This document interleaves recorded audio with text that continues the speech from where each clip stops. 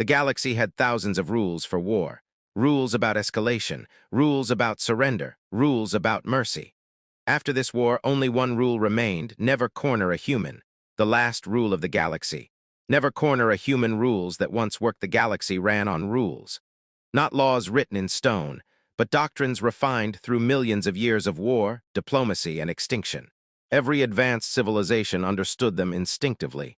You never overextend. You never fight without an exit. You always leave your enemy a path to retreat. Because a trapped enemy was unpredictable, and unpredictability was dangerous. These principles had kept the galactic conclave alive across countless conflicts. Entire species rose and fell, but the rules endured. Until humanity entered the wider galaxy. Humanity, the manageable species. When humans first appeared among the stars, they were evaluated like all others. Moderate technology, short lifespans, emotion-driven behavior. They relied on redundancy instead of elegance. Their ships were bulky. Their weapons were loud and inefficient. Their command structures allowed junior officers to question orders, an absurdity by conclave standards. Strategic assessment placed humanity firmly in the category of manageable. Dangerous only in large numbers, predictable under pressure. Most importantly, humans surrendered. They always had when logic demanded it. The border war, the conflict began as so many others did. A disputed trade corridor, a misinterpreted maneuver, a weapon test conducted too close to a neutral system. Human colonies lay along the edge of the corridor, valuable but not essential. When the conclave fleets advanced, humanity protested diplomatically. When that failed, they mobilized. And when early skirmishes went poorly, humans withdrew. Alien commanders nodded in satisfaction. The rules were holding. Cutting the exits, victory calculations were clean. Human supply lines were severed, jump points were seized, forward depots were destroyed. The conclave fleets did not rush. They compressed the battle space slowly, deliberately, forcing humanity inward. Human commanders requested ceasefires. They negotiated. They conceded territory.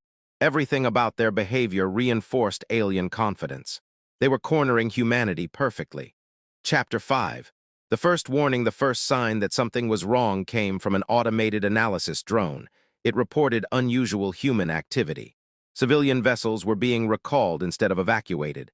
Shipyards were dismantling half-finished hulls. Scientific stations were shutting down long-term research. Instead of preparing to surrender, humanity was consolidating. Alien analysts dismissed the data. Desperation often preceded capitulation. Human logistics change as the net tightened, human behavior shifted. They stopped requesting resupply. They stopped reinforcing weak positions. They began stripping non-essential systems from ships. Entire fleets were redesigned mid-conflict. Cargo holds filled with fuel instead of food. Weapons were reconfigured for overload rather than longevity. From an alien perspective, it made no sense. Humans were sacrificing sustainability. The doctrine break at the edge of the shrinking human-controlled space. A conclave admiral made a decision that would echo through galactic history. He ordered the final closure of all retreat corridors. No exits, no negotiations, no escape. Humanity was trapped. The admiral recorded the moment with pride. They will surrender within the cycle. Silence from humanity instead of surrender terms. The conclave received silence. Human communication channels went dark. No pleas, no threats, no propaganda. Only internal transmissions, intercepted but untranslated, filled with unfamiliar phrases. Scorched fallback, burn the lanes, if we're done, so are they. Alien linguists flagged the language as extreme. No action was taken. The rule everyone forgot in ancient archives, buried beneath obsolete war doctrines, there existed a note. A warning from a civilization long extinct. It read, "Never remove all options from an enemy that still has will." The conclave archives marked it as theoretical. They had never faced a species that treated annihilation as leverage. Section 1 ending, the door slams shut, the last jump corridor collapsed. Humanity was completely surrounded. Alien fleets took their positions and waited for surrender. What they did not understand, what no simulation had accounted for, was that humans did not fear being cornered. They feared wasting the corner. And deep within human-controlled space, engines began to overload. The collapse of the final jump corridor did not produce panic. Alien commanders waited for the predictable surge of desperation, fractured communications, disorderly retreats, frantic attempts at negotiation. None came. Instead, human space grew quieter. Long-range sensors detected power reductions across civilian sectors. Traffic slowed. Beacons were shut down one by one. It was as if humanity were holding its breath. Within Conclave Command, this was interpreted as resignation. They were wrong. Humanity reorganizes inside human-controlled territory. Everything changed. Civilian governments dissolved emergency authority directly into military command. Corporate fleets were nationalized without protest. Independent colonies surrendered autonomy overnight. There were no riots, no resistance. The message was simple: if this is the end, then we end it together. Shipyards stopped building ships meant to last years. They began building ships meant to last minutes. The death of efficiency, human engineers committed what Conclave doctrine labeled as strategic heresy. They abandoned efficiency. Power systems were pushed beyond safe tolerances. Reactors were modified for output spikes rather than stability. Weapons were reconfigured to overload instead of recharge. Alien analysts flagged this as suicidal behavior. Human engineers called it honesty. If survival was no longer possible, then sustainability was irrelevant. Civilian ships armed themselves, unarmed transports returned to docks, not to flee, but to refit. Cargo vessels received reinforced prows. Passenger liners were stripped of luxury to install shielding. Mining ships rerouted cutting lasers into forward weapon arrays. Children were evacuated deeper into hardened stations. Everyone else stayed. Alien surveillance drones recorded the phenomenon with confusion. Humans were turning everything into a weapon. The change in human language intercepted human communications, shifted tone. There were no references to victory. No discussions of survival probability. Instead, phrases repeated across networks: make it count. They don't get this space for free. If they want us gone, they pay for every meter. Alien linguists struggled to translate the intent. These were not tactical statements. They were vows. The first breakout that wasn't Conclave fleets observed a sudden surge in human ship movement. Predictive models lit up. Breakout attempt, 97.4% probability, alien forces repositioned to intercept. Human ships accelerated, then stopped, and detonated, not randomly, precisely. Human vessels overloaded their reactors at calculated points, collapsing local space lanes and vaporizing Conclave formations caught too close. Alien commanders reeled. This was not escape. This was denial. War turns personal with every engagement. Human tactics grew more intimate. Ships maneuvered at distances considered unsafe. Crews manually piloted through debris fields. Boarding actions replaced long-range fire. Humans wanted their enemy close, close enough to guarantee damage. Alien fleets trained for standoff warfare suffered heavy losses. This was no longer a campaign. It was a grudge. The trap reveals itself. The Conclave realized too late that humanity had not been cornered. Human space had been reshaped. Asteroid belts repositioned. Gravity wells destabilized. Navigation hazards multiplied. Every system the Conclave entered cost them ships. Humans were not defending territory. They were converting it into a weapon. Alien fear appears. Conclave crews began reporting something unprecedented. Fear, not fear of defeat. Fear of approach. Human vessels did not flee when damaged. They accelerated. And alien crews learned the pattern. A damaged human ship was the most dangerous thing in space. Section 2 ending. The rule breaks. Conclave Command attempted to halt the advance.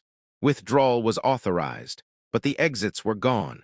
The same corridors they had sealed behind humanity were now denied to them. Alien commanders stared at their own tactical displays in disbelief. They had cornered humanity, and humanity had turned the corner into a blade. The silence after escalation space fell quiet in a way no one had planned for. The Conclave fleets, once precise and disciplined, drifted in fractured formations. Communication lag increased. Orders were repeated twice, sometimes 3 times. Human transmissions, by contrast, became disturbingly calm. No shouting, no panic, just acknowledgments. Alien observers later described this moment as the instant the war stopped being about territory. It became about ending. Humanity's final reorganization. There was no grand speech broadcast across human space. There didn't need to be. Every commander already understood the unspoken directive. This ends here. Make it final. Remaining fleets were consolidated into strike groups designed for single engagements. Logistics vessels were stripped and converted.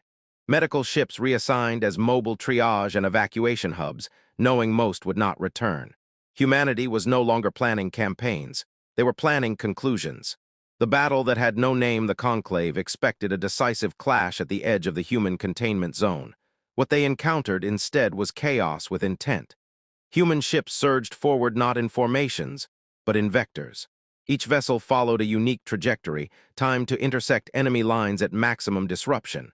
Explosions overlapped. Gravity wells folded.